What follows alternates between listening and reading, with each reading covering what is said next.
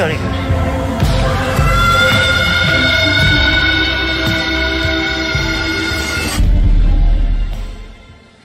Okay. Oh my gosh. Wow. What a major surprise. All right. Well, it's obviously going to be very difficult to say goodbye to this show, which is why I need some friends to drown my sorrows with. And that's where you all come in. If I could just take a moment to compose myself, because... What? Carolyn, no! That's more like it. This is Chilling Eve. It's the last word on the show you've been obsessing about for 4 murderous seasons. Get ready, because tonight we're deep diving into all things Killing Eve. The gorgeous locations, to die for looks, and of course, the kills. What did you expect? All right, it's right there in the title. We'll also hear from some of the biggest fans and biggest stars, so stick around because it's time to party.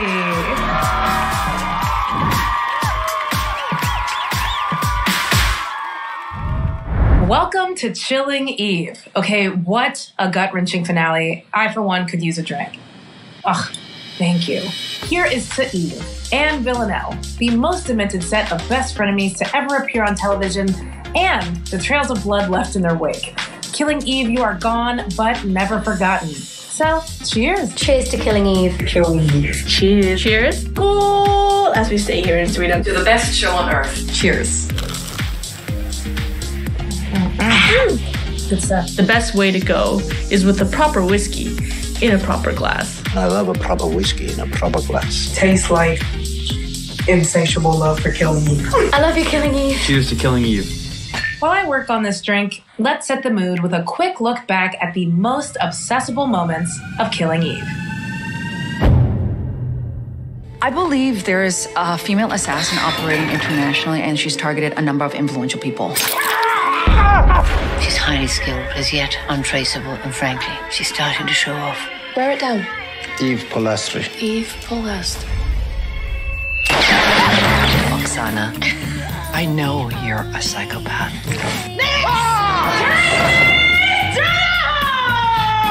Never tell a psychopath you're a psychopath. Why are you and Villanelle so interested in each other? What is it about her? We are the same.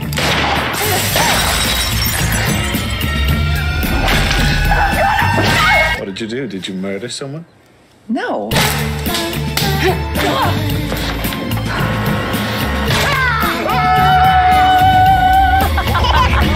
Are you going to listen all night? You killed so many people, Eve. I know. The most important thing you can do right now is go to the people that love you, who understand you, who know your soul.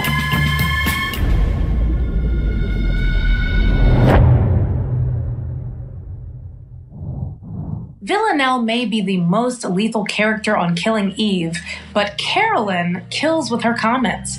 Tonight, we're celebrating many of her words to live by. This is the gospel according to Carolyn.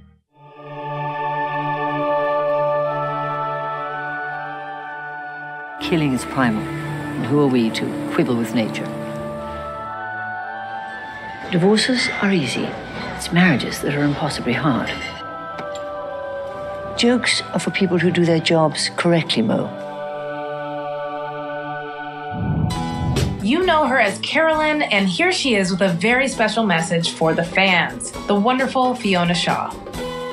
Hello, I'm Fiona Shaw, and I play Carolyn in Killing Eve, and we've had a great time entertaining you. To the people who have enjoyed Carolyn, whether you're middle-aged from New York or from, Moscow or wherever you're from, I was for you. And if you're young, I'm really grateful if you've enjoyed watching Carolyn along the way when you've watched the other 2 lunatics.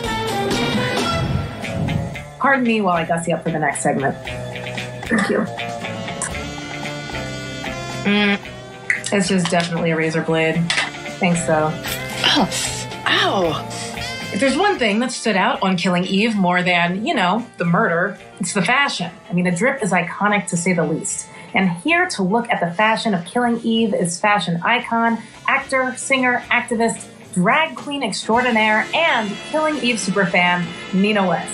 Nina, welcome to the show. Keela, I'm so excited to be here with you and talk about Killing Eve and the fashions, mama. Yes, babe. How you been, Nina? What you been up to? I'm so good. Are you kidding me? I have been touring the country doing Hairspray the musical, and what's been keeping me entertained when I'm not on stage is catching up on Killing Eve. Nina, you always look fabulous. Look at this outfit. Look at this hair. Tell me everything. How long did it take you? Oh, please. I woke up like this. Let's be really cute. Exactly. Come on, mama, but let's talk about you. You look gorgeous. Yeah, obviously Killing Eve inspired. Oh, yes. This is a dress from Ghani. Big puffy sleeves, nice little tailored waist. You know, got to get that hourglass together. You know, I had to show out for my girls. All right, well, let's talk fashion. What makes Killing Eve's fashion just so iconic? Like, what is it about the vibe? I think what's so important about the fashion of the show is the storytelling that it does, right? Costuming continues to help reinforce characters in the stories that they're telling. And Killing Eve,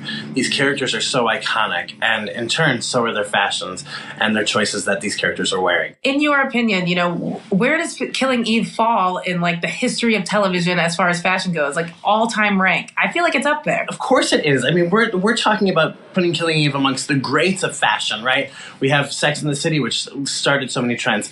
Mad Men, right? It's right in there in that echelon. And I think that that's what makes it so exciting. This is a show that has set trends and has made its viewers go, oh my God, look how fabulous that look is. It's made us all, I think, a little bit bolder. I mean, look at these sleeves, honey. We're working. Yes, honey, the gorge. All right, let's talk our favorite characters. All right, so obviously Villanelle, the star of the show, got just outfits for days. What were your favorite looks? The billowing pink look that she wore, I think it was season 1, so iconic, and so Villanelle, so Jodie. That set the rest of the pace for the show. We get to understand that this is a different kind of villain, and so much of who Villanelle is as a woman is wrapped up in what she's wearing. Do you remember when she went to visit Nico at the school, and she wears this white blouse with the sweater tied around this like classic Oxford look? So tailored and so precise in her look. Even her hair is slicked back and pulled into a ponytail. I'm a big fan of all of the suits. I just feel like they found really colorful options, especially for the femmes out there. The team behind it just did an incredible job. There was that beautiful pantsuit where she's slow dancing with Eve, I think, on season 3. Yeah. There's just something so elegant about that and still so elevated and almost drag-like. Nina, I would be wasting your time if we did not talk about the drag of it all. So, how much fun is it seeing Villanelle, you know, do some gender bending, doing some drag? Drag is such a powerful tool to tell stories. We get to create characters and different versions of ourselves and live so loudly. And we get to see Villanelle, in the process of her growth, become drag Jesus. Yes, exactly. Still super playful and, again, super camp. All these things that really are valuable to queer storytelling, like having levity even in the darkest of moments. And we get to see that in the fashion. And that's what's so brilliant about this show, is that we see a character who is really powerful, albeit a psychopath, who is queer, who is in control while flailing out of control of their life, right? And trying to grasp for a better sense of themselves. And again, the fashion tells that story. It's like Murder Barbie, you know, like the perfect outfit for every single murder. Yes. We just stand. Let's talk about Eve Polastri, all right? Not just beautiful hair, but beautiful, beautiful gowns. What looks were you vibing with? When we go back to the first season and her first slinky number that she gets as a gift from Villanelle, we get to see Eve feel sexy. I think that was the reawakening or the opening up of this character in a whole new way. In the top of season 4, Eve wears this tailored leather biker outfit that is so badass and such a departure from the person we met in season 1. A woman in control, a woman literally driving her own motorcycle, her own life. And that's the power of Villanelle and her influence on her life. Eve?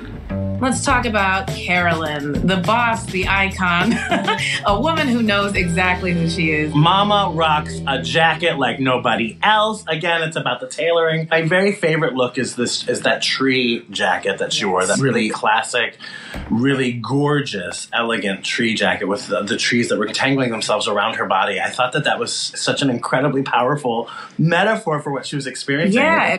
For a stressful job, they were all really out here killing it. Killing the runways and each other. Yeah. Jolly good. But you know what? There are other style icons on this show that I think sometimes we can forget about. Like Constantine. You know, he's trying it out. Yeah, any favorite Constantine look? I remember really vividly the episode where Constantine was wearing that really loud shirt, and even Villanelle said, "What are you wearing?" What's with the shirt? Dasha, she's another one who's really fantastically fabulous in her tracksuits. And you know what? In like the era of cozy comfy, like, you know, more inspiration for all of us for sure. Hello, coming out of the pandemic, it was like, oh, I identify with her. I can't believe we have to say goodbye to these characters in this show because it is truthfully such an iconic piece of television history. Yes. Oh, this was an amazing season, an amazing way to leave, but I'm not going to lie and say that I wouldn't want more. I know. I wish there were 100 more seasons. Me too! Nina, this has been so wonderful. Thank you so much for taking the time to talk to us. I really can't wait to see you in Hairspray. So from all the Killing Eve fans, thank you for being here. Thank you, Akilah, for inviting me to the party and celebrate this fantastic show with you. Well, next watch party, I'll see you there. Wait, someone just logged on to Zoom. Let's just see who it is. Hey, everybody. Thank you so much. I'm Kim Bodnia. I really want to say thank you for you guys supporting me and supporting Killing Eve so we could allow to be here again for the last season. Thank you for following me in Constantine's world. I mean, what a traveling we had, huh? Thank you so much. I could go on all night about this show, all right? But for now, I'm going to pass the mic to the people who really made Killing Eve what it is. The fans. I love Killing Eve so much. To me, Killing Eve means everything. It means the world. This show instantly became a much-needed obsession of mine, clearly. It makes me laugh in the most unusual moments. I'm constantly noticing new things with the show. Killing Eve for me means comfort and happiness. I found great comfort in the show and its characters. I felt like they were my friends. Killing Eve? Was it for you? We're going to miss you so much. Thank you, Killing Eve. We love you. Smell you later.